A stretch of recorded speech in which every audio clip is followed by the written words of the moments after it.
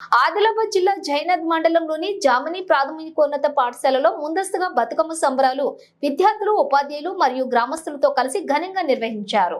ఈ సందర్భంగా ప్రాథమికోన్నత పాఠశాల ప్రధానోపాధ్యాయులు శరత్ కుమార్ యాదవ్ మాట్లాడుతూ, దసరా సెలవులు ముగింపు సందర్భంగా ముందస్తుగా బతుకమ్మ సంబరాలు ఏర్పాటు చేయడం జరిగిందని అన్నారు. రంగురంగుల పూలను శిఖరంగా పేర్చి ఉపాధ్యాయులు, గ్రామస్తులు మరియు విద్యార్థులంతా కలిసి ఆనందంగా చేసుకునే పండుగే బతుకమ్మ.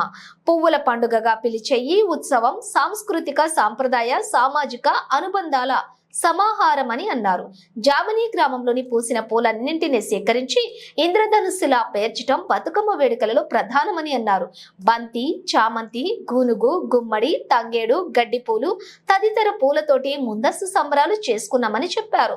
విద్యార్థినులు, ఉపాధ్యాయురాలు, గ్రామ యువతల బతుకమ్మ పాటలతోటి నృత్యాలు చేశారు. ఈ కార్యక్రమంలో ఉపాధ్యాయురాలు జ్యోతి, జయశ్రీ, ఉపాధ్యాయులు లక్ష్మణ్, గంగన్న, పెంటపర్తి యూసన్న, గ్రామస్తులు ఇందు, యశోద, ప్రతిభ, గ్రామ యువతులు లలిత, అనురాధ, వనజ, బిందు, జయశ్రీ తదితరులంతా కూడా పాల్గొన్నారు.